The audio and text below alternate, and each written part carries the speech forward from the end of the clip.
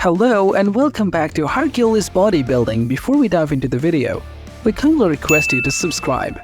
Though this movie was one of Arnold Schwarzenegger's first major flops, he considers it an underrated masterpiece. From his early bodybuilding days to his decades-long reign as a box office heavyweight, Arnold Schwarzenegger has achieved remarkable success. Yet amidst the glittering moments of triumph lies some truly devastating setbacks. One of such came with the release of the 1993 fantasy action comedy, Last Action Hero.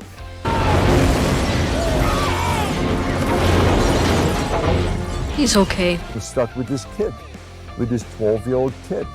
And he becomes then part of my entire adventure. Have a nice day. The important thing in Last Action Hero is to really show the two worlds. Jack! Did you see that? You don't understand. You're an actor, and some schlemiel in Hollywood is writing your stuff. That's my world! He's gone over to my world! In this world, the bad guys can win. All of a sudden, when they use the same methods of stunts. Action! Ow! All of a sudden, things don't work the same way because we're in the real world. While this movie in some sense parodies action heroes, it also has a lot to say about the value of being a hero. Which, despite having all the trappings of a box office phenomenon, turned out to be a massive commercial and critical disappointment, only rivaled by the 1997 overproduced flop, Batman and Robin. Here's why. Despite being one of his first and most significant setbacks, Arnold Schwarzenegger still considers the film his most underrated masterpiece. Last Action Hero was Arnold Schwarzenegger's first ever flop. Riding high in the success of Terminator 2 Judgment Day, Arnold Schwarzenegger took on the lead role in a fantasy action comedy, Last Action Hero. Regrettably, this film would also mark a significant milestone in his career, his first ever flop.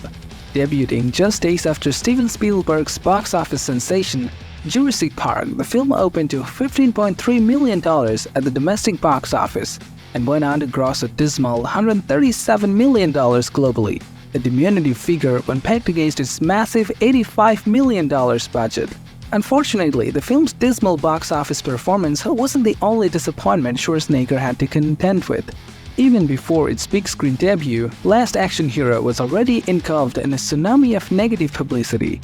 If Cliffhanger beats The Firm but loses to Last Action Hero, will that necessarily mean that Schwarzenegger's hottest and Stallone's after him and Cruise is after him? No, I don't think so. I think it is just that the people enjoy the one movie more than the other, you know. So I think that there is such a thing as being hot and not being hot.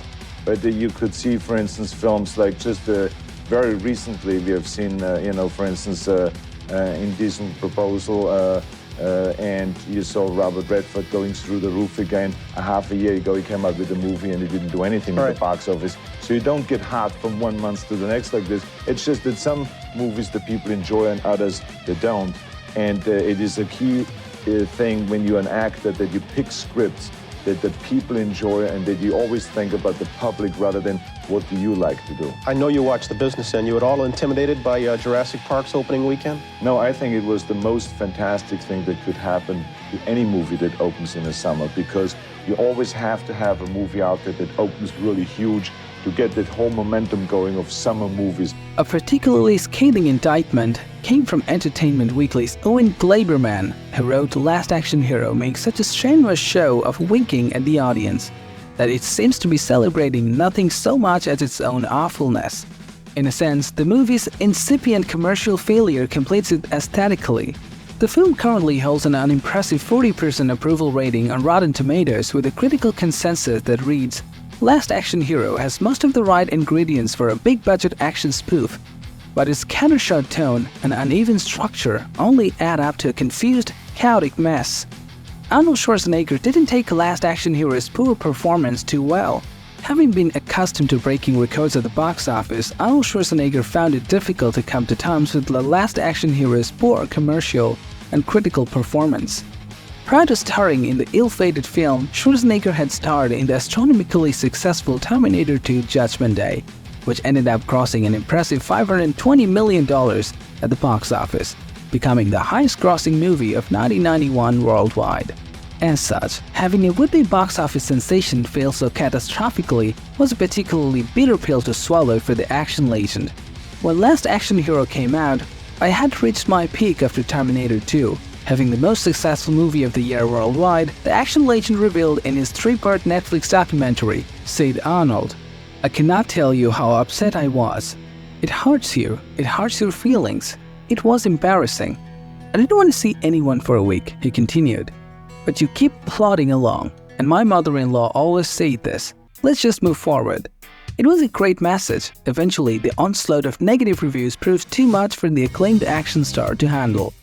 According to Terminator director James Cameron, the action legend was so distraught he couldn't stomach anyone's company. He sounded like he was in bed crying. Cameron revealed during his appearance on Schwarzenegger's Netflix documentary, he took it as a deep blow to his brand. "I think it really shook him," I said. "What are you gonna do?" he said. "I'm just gonna hang out myself." That's the only time I've ever had him down.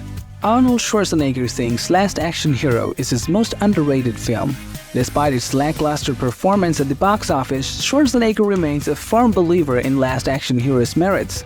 In fact, during a recent interview with The Hollywood Reporter, the action legend went as far as proclaiming the film his most underrated work. Unlike the critics, Schwarzenegger seemed to believe that the film's dismal box office performance was not entirely based on merit, but was brought about by the underhanded machinations of his political rivals. Last Action Hero was slaughtered before anybody saw it, he said. It was literally a political attack because I was campaigning for former President George H.W. Bush, but Bill Clinton won.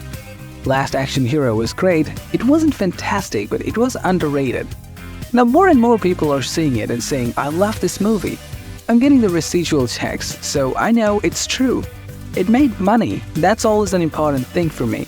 Speaking to Business Insider, the action star turned California governor elaborated on just exactly how his venture into politics brought Last Action Hero to its knees.